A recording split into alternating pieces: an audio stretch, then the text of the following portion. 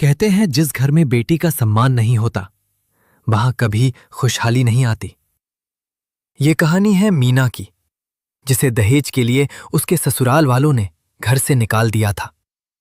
लेकिन वही मीना 2 साल बाद आईपीएस अफसर बनकर लौटी। मध्य प्रदेश के एक छोटे से गांव में किसान रामनाथ रहता था। उसकी सबसे बड़ी कमजोरी थी उसकी झूठी इज्जत। जब उसके बेटे सूरज की शादी की बात आई तो उसने साफ कह दिया कि दहेज अच्छा होना चाहिए ताकि गांव में उसकी शान बनी रहे।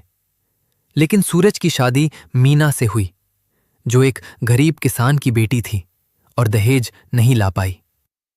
शादी के कुछ ही दिनों बाद साहूकार छगनमल रोज घर आने लगा और पैसे मांगने लगा। रामनाथ ने दहेज के लालच में कर्ज लिया था और अब वो कर्ज उसके सिर पर बोझ बन गया था। गुस्से में वो हर बात के लिए मीना को दोष देने लगा।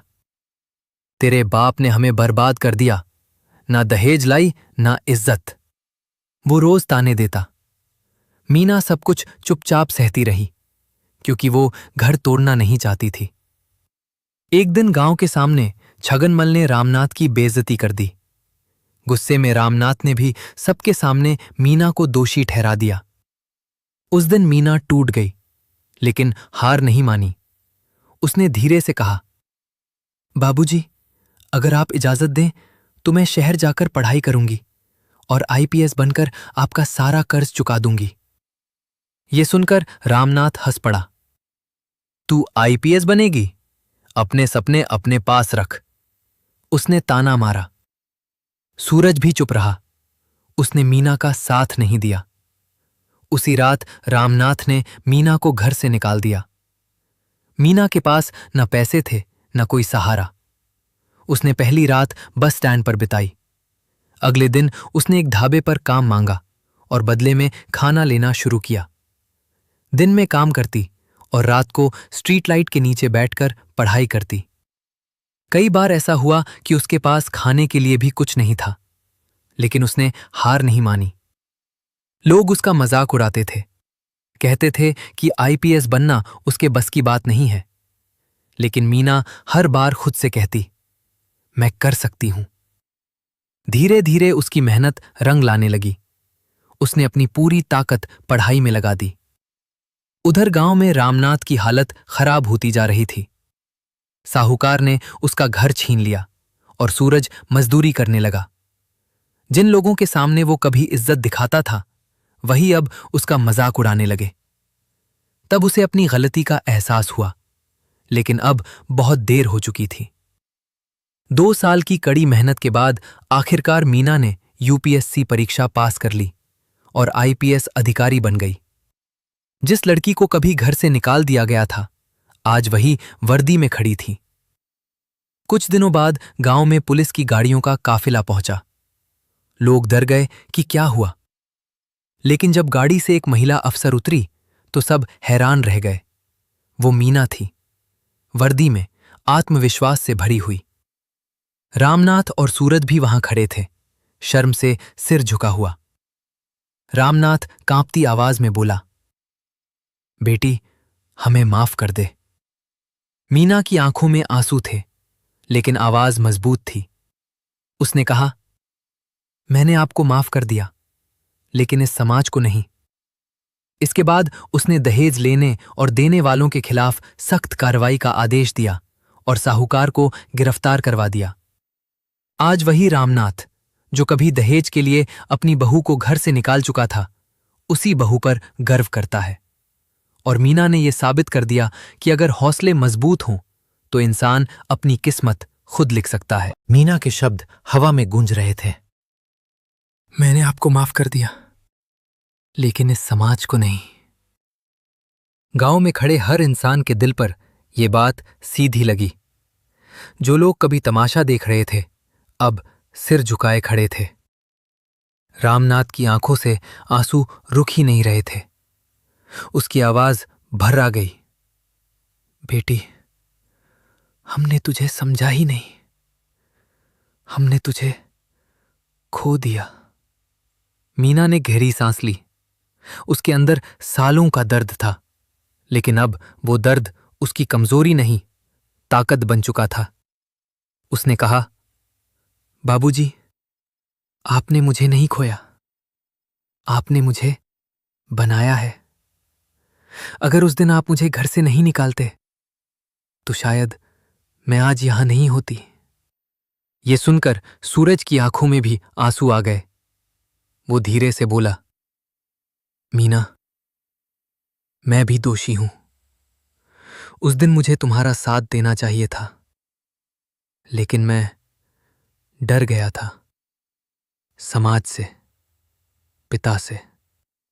मीना ने उसकी तरफ देखा, लेकिन इस बार उसकी नजरों में वो प्यार नहीं था जो पहले था।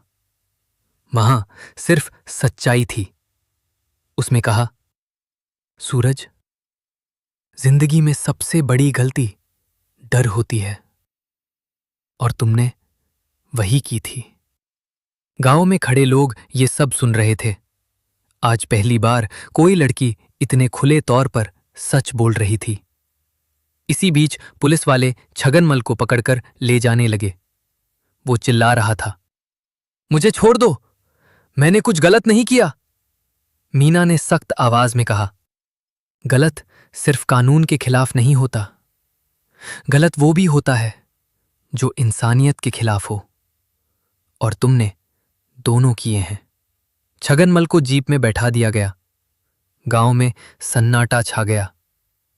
उस दिन के बाद गांव में बहुत कुछ बदलने लगा। मीना ने गांव में एक मीटिंग रखवाई। उसने सभी लोगों को बुलाया, औरतें, बच्चे, बूढ़े, सब।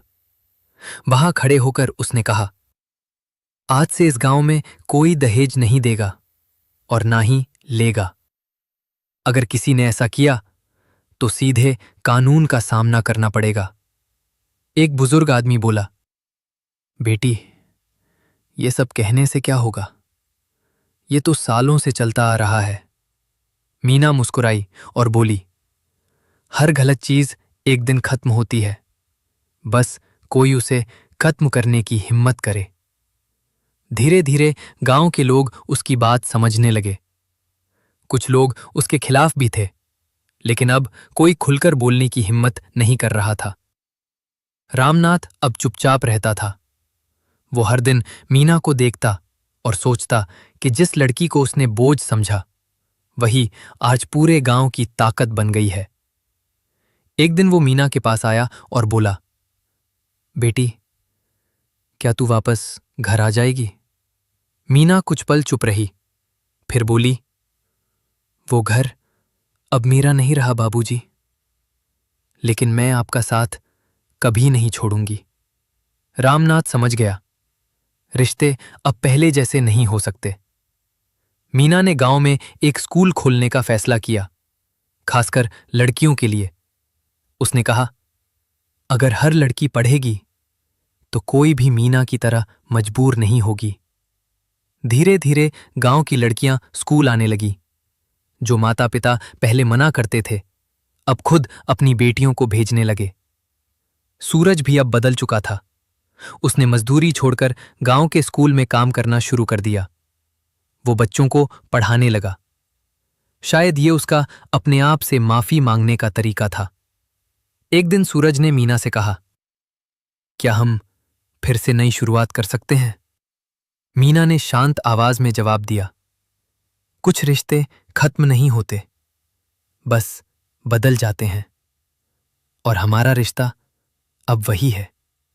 सूरज समझ गया, वो मीना को खो चुका है, लेकिन उसका सम्मान वापस पा सकता है। समय बीतता गया और मीना की पहचान सिर्फ एक आईपीएस अफसर के रूप में नहीं, बल्कि एक बदलाव